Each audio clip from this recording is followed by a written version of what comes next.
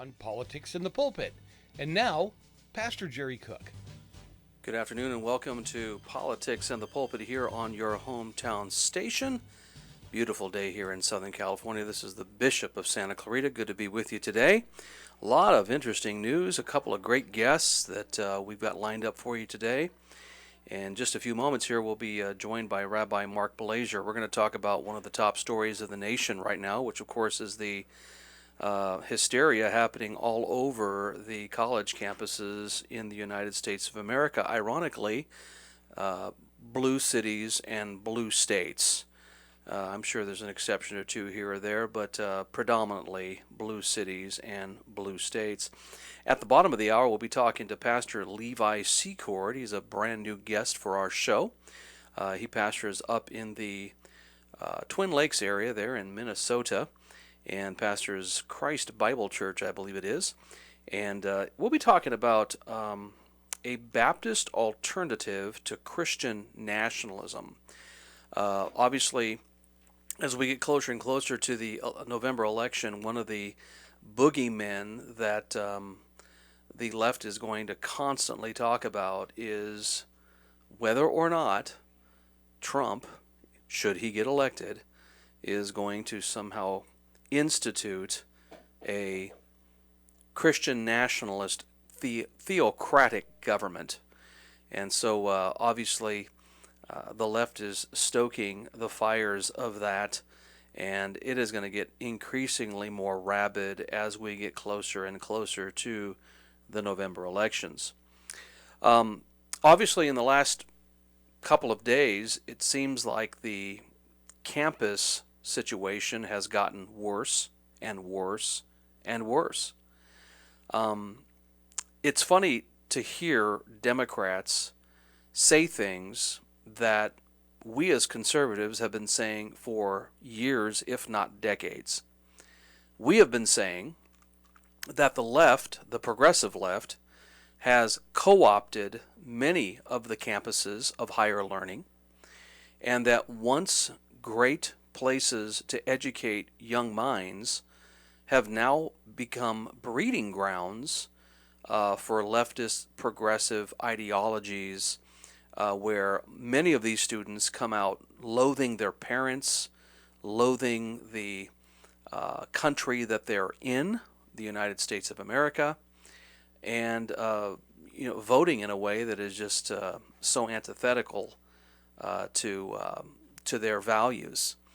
And same young people wearing T-shirts with communist leaders from various nations over the course of the last 50 to 100 years, and you're wondering, have these young minds full of mush actually read up on who Che Guevara is and some of these other guys that they supposedly extol? But Mayor Eric Adams, who was elected a couple of years ago as a, quote, moderate, has said some things today that, rings true. And I want you to listen to what Mayor Eric Adams says about the radicalization of our students. Clip one. When I first started seeing the protests take place in the city, it just did not fit right. I saw similar indicators from the Black Lives Matters march when it was brought to my attention that there were those who came to the city to disrupt our city, and she was able, through her team, was able to conduct an investigation, and what I feared was actually materialized and actualized by those who were on the ground. And I know that there are those who are attempting to say, well, the majority of people may have been students. You don't have to be the majority to influence and co-op an operation. That is what this is about. And so if we want to play the word police, you could do so. I want to play the New York City police, where we're going to protect our city from those who are attempting to do what is happening globally. There is a movement to radicalize young people, and I'm not going to wait until it's done and all of a sudden acknowledge the existence of it. This is a global problem that young people are being influenced by those who are professionals at radicalizing our children. And I'm not going to allow that to happen as the mayor of the city of New York. Well, there's Mayor Eric Adams making sense. But here's the problem with Mayor Eric Adams. It's his party that has put all the money into these Ivy League institutions, and now that ideology is coming home to roost on guys like him that consider himself to be more moderate, even though I wouldn't consider him very moderate. I believe we do not. Okay. I thought we had I thought we had Rabbi Mark Blazer on. No. All right, well, all I can say is when you look at the rabid stuff happening on college campuses, you have to ask yourself this question: who is actually funding this? Look and see what is going on with George Soros and all these guys. You look at the campuses, you see all the tents, they all look the same, they all have the same placards, all of those things. And we have to say somebody's funding this. Someone said to me the other day, well, this is both organic as well as organized. Well, it has to be one of the two. We have on the line right now Rabbi Mark Blazer, who is no stranger to controversy on occasion. He is calling from Nashville, Tennessee. Rabbi Blazer, how are you, sir? Hey, I'm doing well. Thank you. How is everything in the redneck state of Tennessee? Well, I'll tell you, I'm a Jewish kid from, well, I'm not a kid anymore, but I was, from Southern California. And I can tell you, I've been in Tennessee and Kentucky over these last couple of days. And I got to tell you, I feel safer in Tennessee than I do in Westwood. I feel safer in Kentucky than I do in New York City. So. You know, and that's unfortunate, Rabbi Mark, because obviously I love this state. My desire is to see this state turn around. I'm sure that's the same desire you have. And it is unfortunate because, you know, we have bled so many people into other parts of the union because of our bad policies and our bad leaders here. But speak directly, if you will, Rabbi Mark. I want to talk to you about this statement, this mantra that is being bandied about for the last several weeks. From the river to the sea, Palestine will be free. Would you tell our listeners a little bit about that statement? Sure. Well, the statement and people who are using it or started using it know exactly what it means.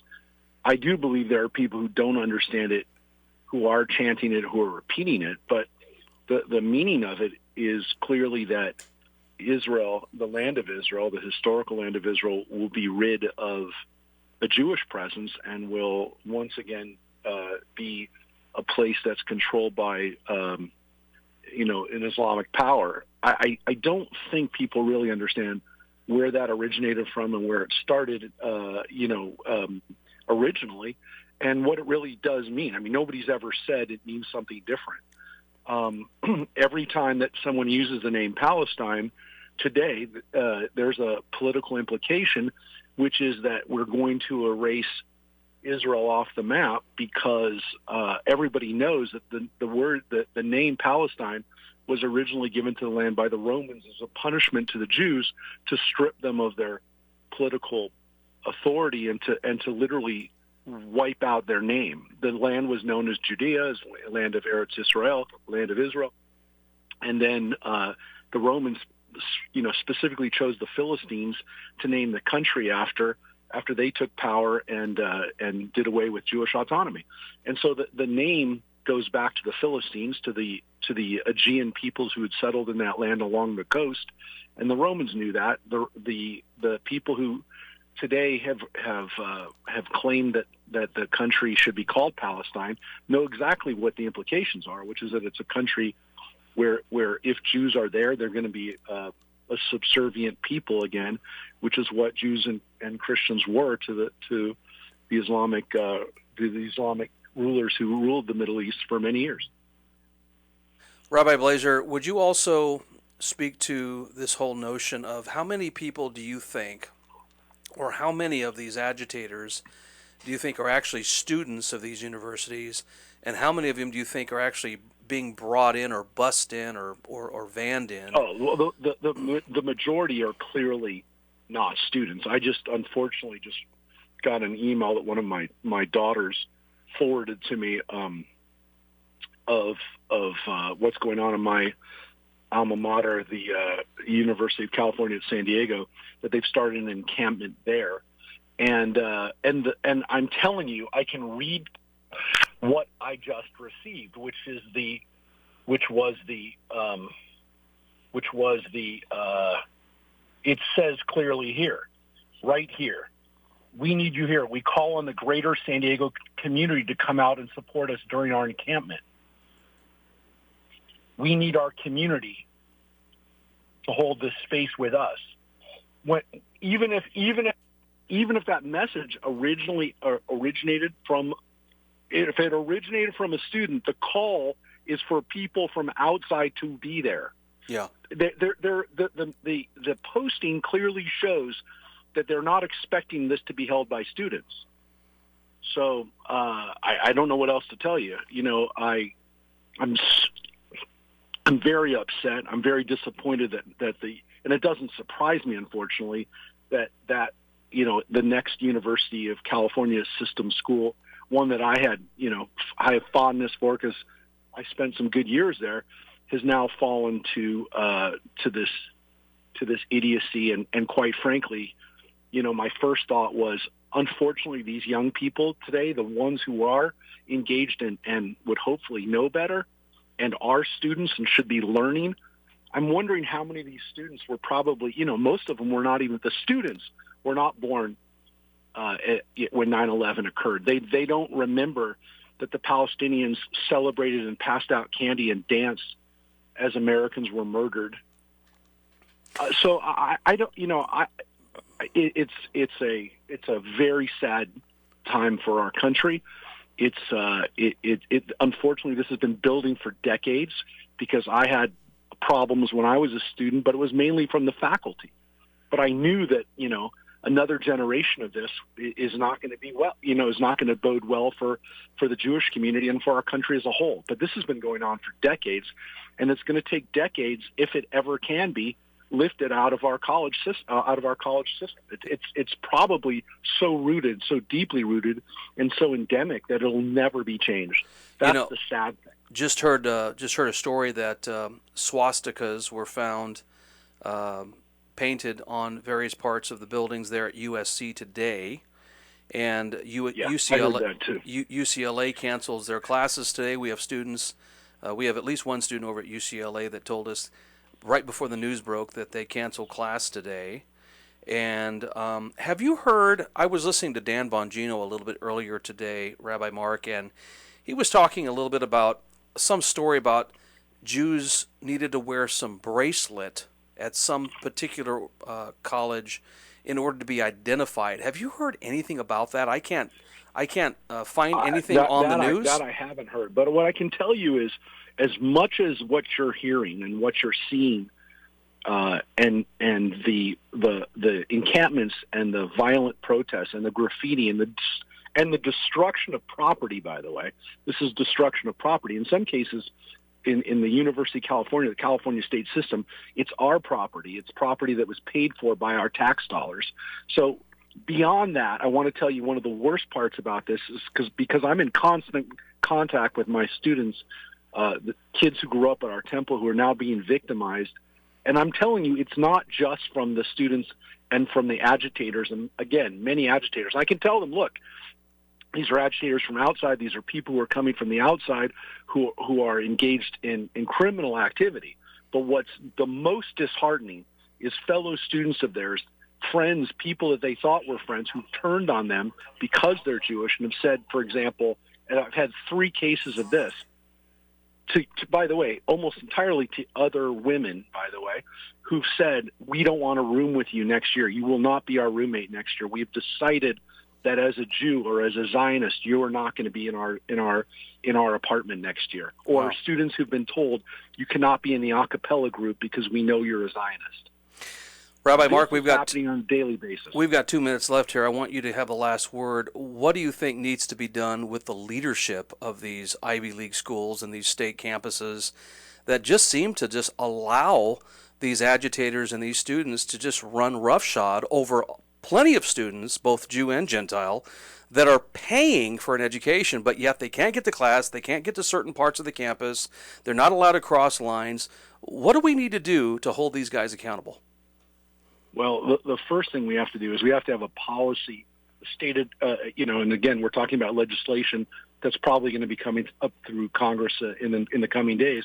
We need to support the legislation that's going to identify and criminalize that type of behavior. The other thing we have to do is we have to be committed to changing what's going on at the universities. Otherwise, we have to abandon them. Otherwise, we can't fund them anymore. Otherwise, that can't be the route that people have to pass through in order to have certain jobs in this country. That can't be the road anymore. So I'm telling you, this isn't just about the leadership. This is about a system, because there's tenured professors that are the biggest part of the problem. It's not just the leadership. It's the 99% of the professors that are out there that are indoctrinating students into this. Rabbi So this Mark has to Blazer, stop. thank you so much for joining us today. I hope you enjoy the rest of your time there in the state of Tennessee. We'll see you when you get back to California, and we'll see you. When we get right back here on Politics in the Pulpit, we'll be joined by Pastor Levi Secord from Christ Bible Church in Minnesota when we get back in just a moment. All right, we're back here live on your hometown station. This is your holy host, the Bishop of Santa Clarita. This is Politics and the Pulpit. We just had a great conversation at the top of the hour with Rabbi Mark Blazer and got his perspective of all the insanity that is happening on our college campuses, mainly in blue states and also in blue cities that might be in red states, but nevertheless, blue cities, blue states. Now we're going to switch gears a little bit here and talk to Pastor Levi Secord. We've never had Pastor Levi Secord. In fact, the reason why is because I just discovered Pastor Levi Secord a couple of weeks ago when a pastor friend of mine posted something that he wrote, and it rang true with a lot of things that I had been writing and preaching about here recently. And Pastor Levi, how are you today? I'm doing good. Thanks for having me. Pastor Levi is the pastor of Christ Bible Church up in the Twin Cities area, up in the Minnesota. And Pastor Levi, you have been the pastor there for, 3-4 years? 3 years now. We launched 3 years ago. And tell me about how the work is going. How does a fledgling New Testament work start out there in Minnesota? Well, really, the beginning of our journey began in the tumultuous time of the summer of 2020. Mm-hmm. We had a group of men come together to be elders and think about starting a church in that time and trying to correct some of the errors we were seeing in broader evangelicalism. And that led us to launching in February of 2021.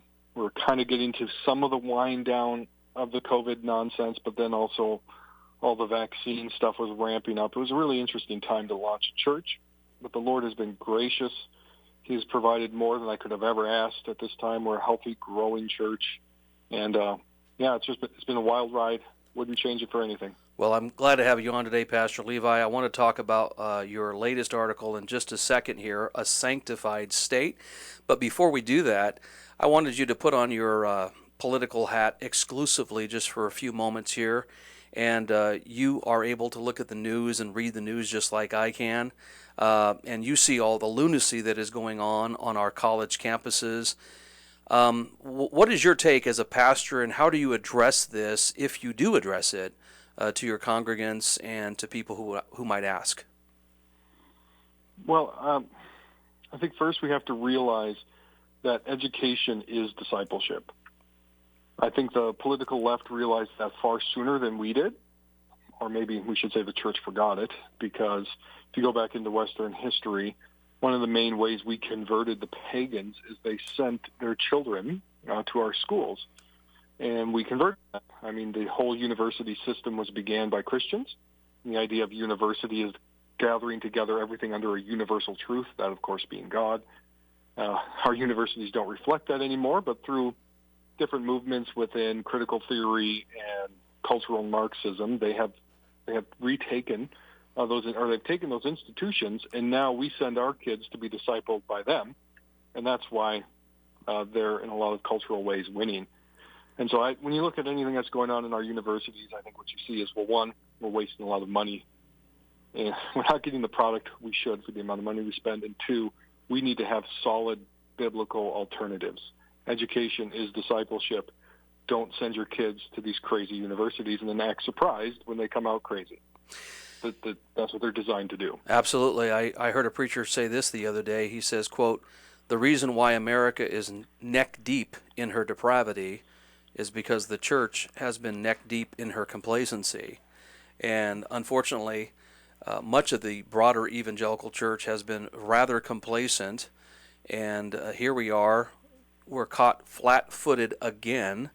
And yes, I think you're right. The left did realize the absolute importance of public education, state-funded public education. And yes, it is discipleship, and here we are reaping the fruit of that. Yeah.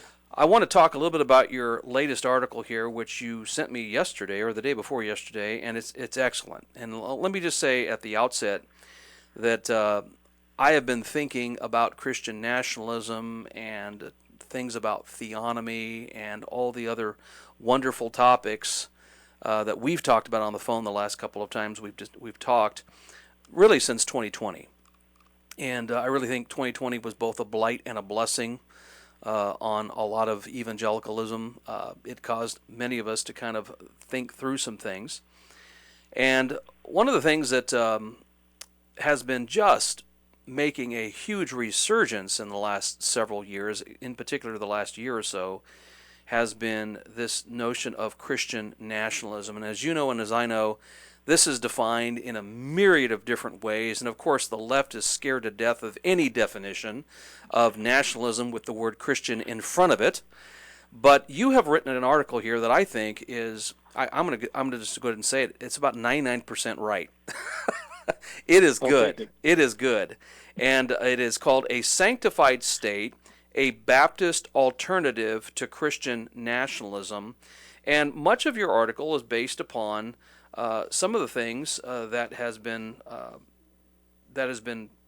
made popular by Abraham Kuyper and the whole sphere sovereignty issue. So, first of all, Pastor Levi, what prodded you to write this article on a sanctified state?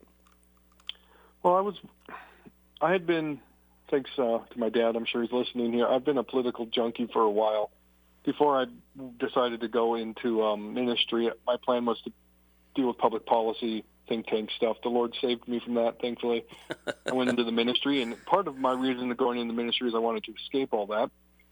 But the more I studied theology, the more I looked into these things, it became clear that Christianity and Scripture most certainly addresses these things, and that our Protestant forefathers, including our Baptist forefathers, recognize this. It's only in recent times where we've started to think in this kind of secular sacred divide, as Nancy Pearcey would describe it, where we put some parts of life as religious and some parts of life as non-religious, where God can't go.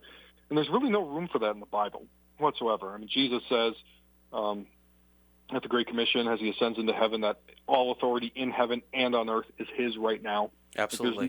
There's no division in his authority right now. Do we see the fullness of his authority worked out yet? No, not yet, but he still actually has authority over everything seen, unseen.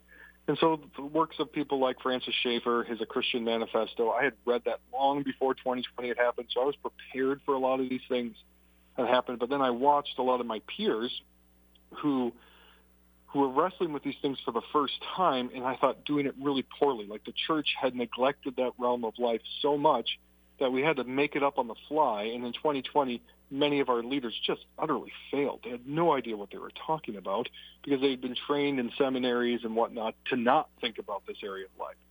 And so as I watched these discussions go on, I just saw a lot of people talking past one another, not thinking in clear categories, not leaning on the strong tradition we have in Protestant thought that really has brought us to the American structure that we have. And so I decided to chime in. Well, tell us a little bit about your thought process here about the sanctified state when it comes to sphere sovereignty, because this is something that I just recently learned about myself.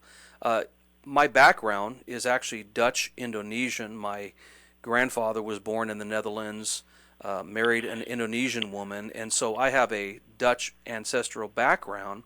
And so in the last 4 or 5 years, I got to study, guys like Abraham Kuyper and some of the things that he was so instrumental, both theologically as well as in the secular realm, as a journalist and things of that nature there in the Netherlands. But he came up with something called sphere sovereignty, if you will, that the church and the state operate in two distinct spheres established by God. And this seems to be a more palpable way of explaining, if you will, the whole Christian nationalism debate. What say you, Pastor Levi? Well, Kuyper gets good credit for coining the term, but if you read Kuyper, he says he's really getting this from Calvin and Presbyterianism. So this is where some of the times some of my Baptist friends who I love go further than this and kind of blend the different spheres together, and they're not really being as Presbyterian as they should be. But he points back to Calvin, and really what the idea of sphere sovereignty is that God has ordained specific spheres of life, and within those spheres of life, he has ordained specific structures and has delegated authority to those spheres. So in the family, you have the husband and the father who leads the home, and the husband and the wife lead the children. That is a God-ordained structure, and there's an authority structure within that. In the church, you have elders and pastors who lead the congregation. As a Baptist, I believe there's also some room there for congregational oversight or checks and balances there. But you have this God-ordained structure, governing authority. We call it church governance, church government, right? And you also have the state, where God has ordained a specific structure for the state and has delegated the authority. And the authority is to function within those spheres. The problem is that throughout world history, sometimes one of those spheres grows so big that it subsumes the other spheres. It consumes them. Tyranny comes, and this generally comes from the state, and it tries to supplant God, because sphere sovereignty says these spheres are distinct. That doesn't mean they don't have anything to say to one another, but they have specific roles and functions God has given them and delegated authority to do, and at the head of every sphere is God. So who's the head of the family? God through Christ. Who's the head of the church? God through Christ. Who is the head of the state? God through Christ. Christ is the head of the state. He is King of Kings and Lord of Lords. And so we can have, as I put, a sanctified state or a Christian foundation for the state without establishing a state church, if that makes sense. It absolutely does make sense. I can already hear some of my Baptist brethren yelling at me right now saying, you need to ask him this. And I think your article addresses it succinctly, by the way, and I've shared this with many of them because I think it's a great read, and I think some of the things that you hit on here are very insightful for the brethren to chew through. But I think one of the things that some of our Baptist brethren would fear about a Christian nationalism from a Reformed/Presbyterian perspective is that it would lead to the same problems that happened with a state-church relationship with Rome, if you will, the Roman Catholic hierarchical, if you will, and then, of course, the more Protestant hierarchy of Calvin and Zwingli and those guys, where if you did not adhere to the tenets of their view of Protestantism, their view of Christianity, well, then we're going to go ahead and we're going to bear the sword, and we're going to do that. So alleviate some of that with this notion of a sanctified state. Well, I would say that some people on the more Presbyterian side who have talked about Christian nationalism are definitely in favor of stuff like that, and I'm wholeheartedly against that. Others of them are taking a much more balanced view. People like Doug Wilson don't want to see that, and I think that's where sphere sovereignty really helps us to see, right? So what authority structures has God established that deal with belief, or with doctrinal belief? It's not the state, it's the church, and really the home, the family. The family is to education ideally belongs underneath the sphere of the family, not the state. The state taking over education has caused so many different problems. And where we've had issues in the past is when the church and the state blur those lines, and the state starts enforcing church doctrines, which the church is to enforce, through things like church discipline, creeds, confessions, etc., fencing the table. Right? But the church isn't given a literal physical sword. The state's job is only to enforce that which is protecting the rights of its citizens from threats, both foreign and domestic. So what I'm arguing for is not an establishment of a church and then the state doing the job of a church. May it never be. The state has a specific job, but this is where some of my Christian nationalist friends are right. The state will always try to deify itself, to become God, if it does. And so the state, I think, has to recognize its head, its authority, that it's going to answer to, so that it doesn't attempt to become God. So I think a state can, in the United States, all 50 of our state constitutions recognize the divine in some way. I think a state can do that in its founding documents. It can use Christianity as the foundation for what is the state's role, what is its proper function, what are its proper limitations, without then turning that onto its citizens and saying, you must believe this.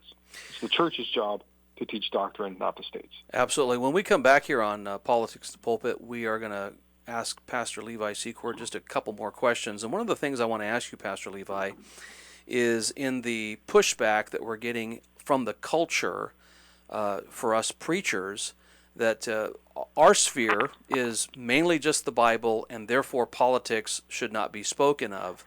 But yet, you and I would clearly say that politics is clearly interwoven all through the Word of God, although we would use a different word, obviously.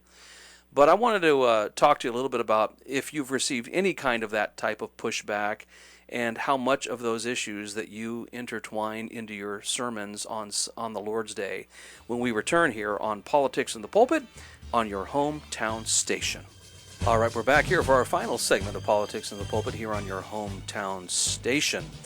If you are someone looking for a traditional, Bible-centered, counterculture church, that I would encourage you to give Freedom's Way Baptist Church a try this coming Lord's Day.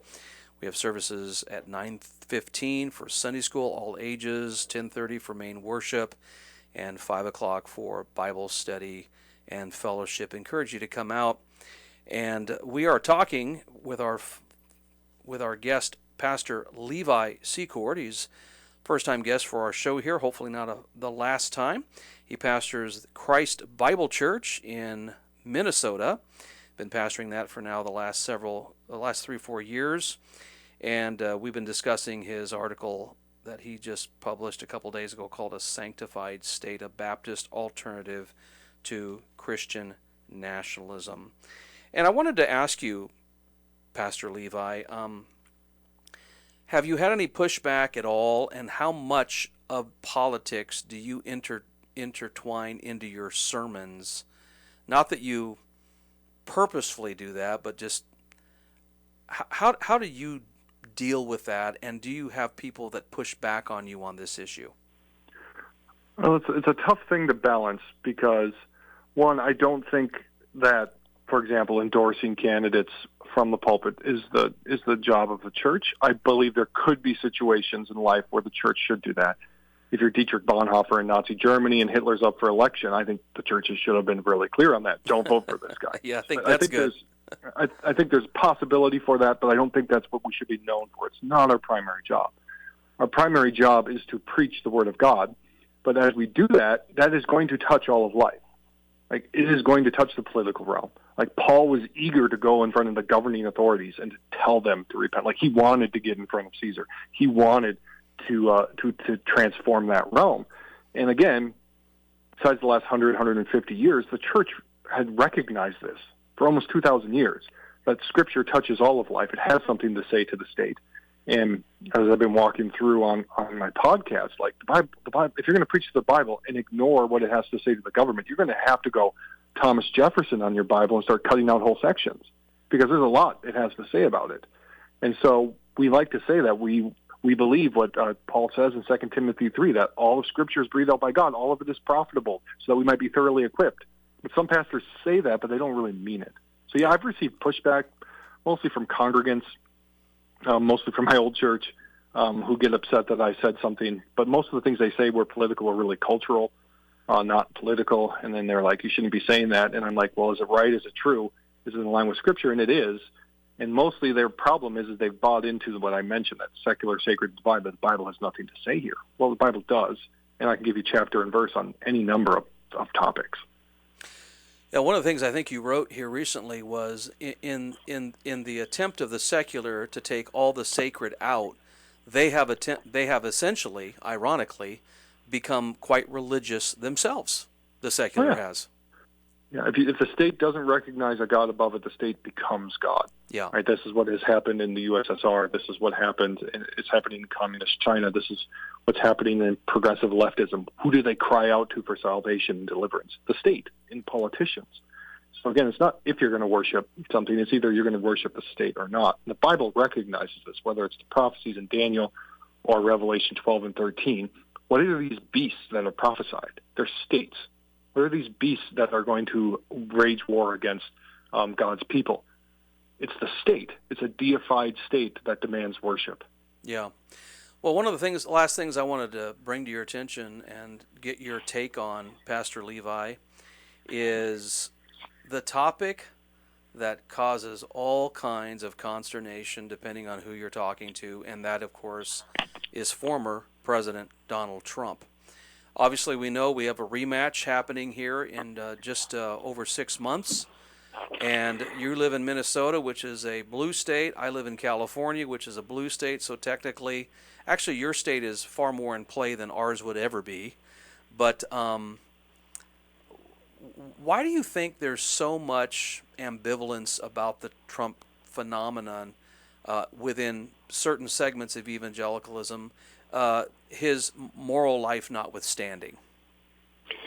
Yeah, I mean, for a long time, people have wanted their politician to be a pastor, right?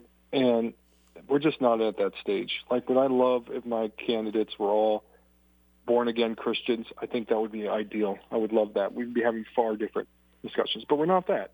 We're, as others have said, we're a nation that has stage 4 cancer, and we need to pick a doctor, and we need to pick the doctor that's actually going to treat the cancer the best that we can. And so that's through the process that we've gone, and I think we've lost some candidates who were better than Trump. Well, really one. I was more of a DeSantis guy than a Trump guy.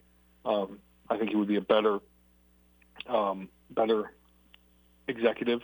I think what he's doing in Florida is fantastic, but that's not an option anymore. So what do I think about Trump? He has his flaws, but he is head and shoulders way better than the other option. The other option thinks the cancer is the good thing and is actively trying to kill us. So I don't think there's much of a choice for Christians today. I agree with a lot of the more reasonable critiques of Trump, right? There are people out there who, MSNBC, CNNs of the world, who say things that it's like, well, yeah, if any of us actually believe that about him, of course we wouldn't vote for him. But we think you're lying. I want to give you lie all the time. We have about a minute and a half here, Pastor Levi, but I want to address this real quick. I don't know if we're going to be able to get it all in, but I have Christian brothers that just are not going to vote at all in November. They don't see a choice in Biden or Trump. I see it clearly. I think your analogy of we're at stage 4 cancer and we need somebody to root this out now, I see that, you see that. But what do you say to these Christians that are just not going to vote at all? Well, I think when you understand the American form of government, that the people as a whole, people made up of individuals, are a part of the governing authority and structure. And so if you're going to say, I'm not going to partake in this, you would be like a governor of the state who's just saying, I'm going to quit my job and not do my job anymore. Well, you're derelict of your duty. Like, you have a certain amount of delegated authority, and you need to use it in a godly manner. Yeah. So just to not vote is to, in my opinion, to sin. And I agree with you, Pastor Levi. Something random comes up and you can't vote that day. I get it. Like, those things, that's not what I'm talking about. I willfully say, I'm going to not do my job. No, I completely agree with you, Pastor Levi. This is an important question. No, I completely agree with you. A quick pitch for your church there in Twin Cities. Christ Bible Church, St. Paul, Minnesota. we exist to glorify God by bringing all of Christ to all of life. Absolutely. Thank you so much for joining us today on Politics The Pulpit, Pastor Levi Secord. Lord willing, we'll have you back on in the near future. And again, this article, A Sanctified State, a Baptist alternative to Christian nationalism, I think all of you could find it on ChristOverall.com. This is the Bishop of Santa Clarita, Pastor Jerry Cook, saying thanks for tuning into Politics in the Pulpit here on your hometown station. We will catch you next week. Lord.